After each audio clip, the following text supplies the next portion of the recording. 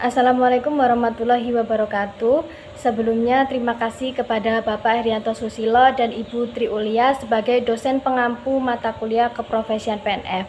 Di sini saya Hanimas Nia dengan NIM akhir 035 akan menjelaskan mengenai tutor bimbingan belajar anak SD dan TK. Langsung saja pada materi pertama, yaitu mengenai peran tutor bimbingan belajar. Tutor memainkan peran yang sangat penting dalam mendukung pembelajaran siswa di luar lingkungan sekolah formal. Berikut beberapa peran utama yang dimiliki oleh tutor, yaitu yang pertama, pemberi bimbingan akademik. Tutor membantu siswa memahami materi yang sulit dengan memberikan penjelasan tambahan serta teknik belajar yang efektif. Yang kedua, sebagai motivator. Tutor juga berperan dalam meningkatkan motivasi belajar siswa. Mereka mendorong dan menciptakan lingkungan belajar yang positif sehingga siswa merasa lebih termotivasi untuk meraih hasil akademis yang lebih baik. Dan yang ketiga, sebagai pembimbing. Tutor juga memberikan bimbingan dan dukungan kepada siswa untuk mengatasi kesulitan dalam belajar. Mereka membantu siswa mengembangkan strategi belajar yang sesuai dengan kebutuhan individu dan membimbing mereka dalam mencapai tujuan pendidikan yang diharapkan. Di mana dengan menjalankan tugas-tugas tersebut, tutor bimbingan belajar berperan sebagai fasilitator yang membantu siswa menciptakan pemahaman yang lebih baik dan meningkatkan prestasi akademik mereka. Materi selanjutnya yaitu mengenai tugas dan tantangan seorang tutor bimbingan belajar. A. Tugas utama seorang tutor bimbingan belajar ialah menyampaikan materi pembelajaran. Yang kedua, membantu tugas dan persiapan ujian. Dan yang ketiga, menyusun rencana pembelajaran. B. Tantangan-tantangan menjadi seorang tutor bimbingan belajar, yaitu yang pertama, menyesuaikan metode pengajaran dengan kebutuhan individu. Yang kedua, memotivasi siswa yang kurang semangat. Dan yang ketiga, mengelola waktu dan jadwal yang padat. Materi selanjutnya yaitu mengenai peluang tutor bimbingan belajar. Peluang tutor bimbingan belajar di masa depan memiliki prospek yang menjanjikan seiring dengan perkembangan teknologi dan kebutuhan pendidikan yang terus berubah. Berikut beberapa peluang yang dapat dimanfaatkan oleh para tutor bimbingan belajar, yaitu yang pertama, menjadi mentor bimbingan belajar online. Dengan meningkatnya platform pembelajaran daring membuka kesempatan bagi tutor untuk mengajar siswa secara online, memungkinkan fleksibilitas dalam metode pengajaran dan jangkauan siswa yang lebih luas. Yang kedua, pengusaha bimbel.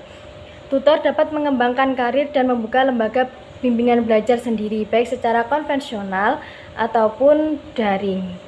Program seperti Ownership Development Program atau ODP memberikan pelatihan bisnis dan pendidikan bagi mereka yang ingin menjadi pengusaha di bidang ini. Yang ketiga, menjadi penyediaan konten edukasi. Tutor memiliki peluang untuk menjadi konten kreator atau content writer di bidang pendidikan, menghasilkan materi pelajaran yang inovatif dan menarik untuk berbagai platform digital.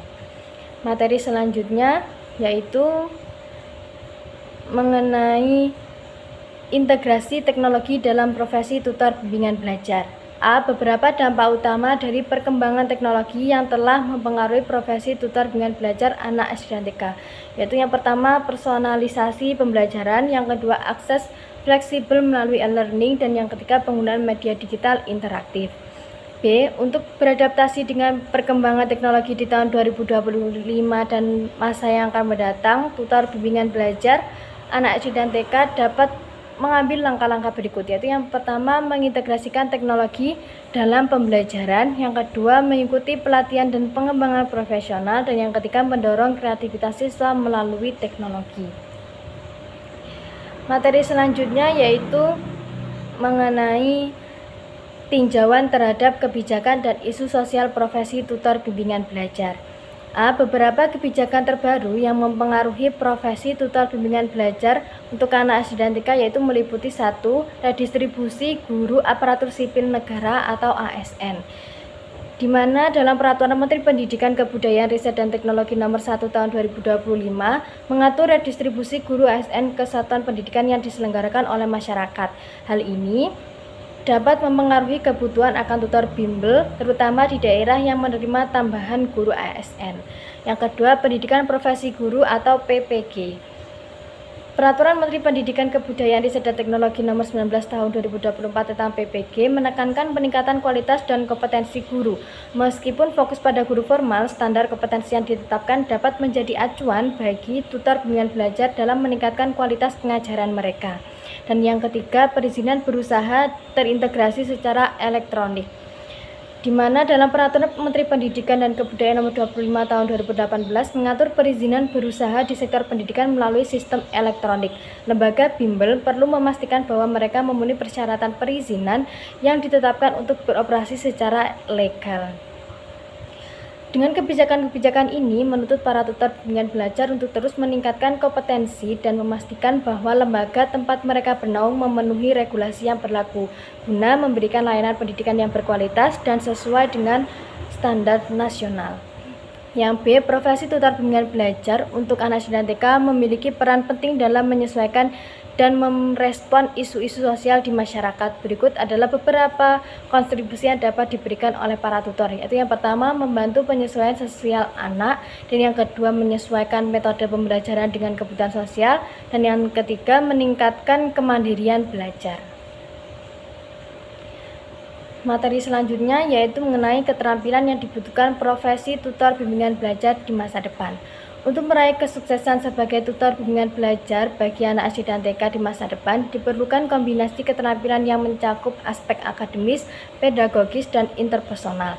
Berikut adalah beberapa keterampilan penting yang harus dimiliki, yaitu yang pertama, penguasaan materi pelajaran, yang kedua, kemampuan komunikasi yang baik, dan yang ketiga, kesabaran dan empati. Dengan mengembangkan keterampilan-keterampilan tersebut, seorang tutor bimbingan belajar dapat memberikan kontribusi signifikan dalam mendukung proses belajar anak SD dan TK, serta mencapai kesuksesan dalam profesinya di masa depan. Materi selanjutnya yaitu mengenai keterkaitan profesi tutor bimbingan belajar dengan Sustainable Development Goals.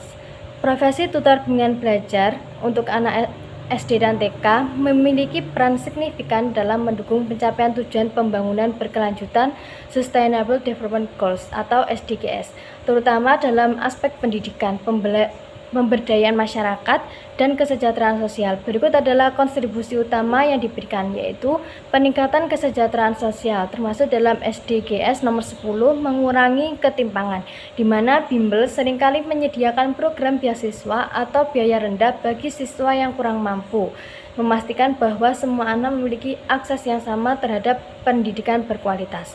Melalui berbagai peran tersebut, tutor bimbingan belajar tidak hanya berkontribusi pada peningkatan kualitas pendidikan, tetapi juga pada pemberdayaan masyarakat dan peningkatan kesejahteraan sosial, sejalan dengan tujuan-tujuan yang diusung dalam SDGs. Materi selanjutnya yaitu mengenai langkah-langkah pengembangan diri menjadi seorang tutor. Terdapat 3 hal, yaitu yang pertama, menguasai materi pelajaran, di mana memastikan diri saya memahami dengan baik materi yang akan diajarkan sehingga dapat menyampaikan informasi secara jelas dan efektif.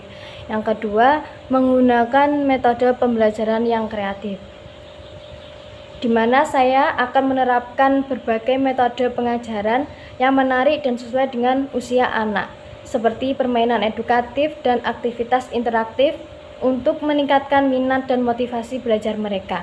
Dan yang ketiga, mengembangkan keterampilan mengajar, di mana saya akan terus meningkatkan keterampilan mengajar dengan mengikuti berbagai pelatihan seminar atau workshop yang berkaitan dengan pendidikan anak usia dini dan pendidikan dasar. Sekian dari saya. Bila ada salah kata, mohon dimaafkan. Wassalamualaikum warahmatullahi wabarakatuh.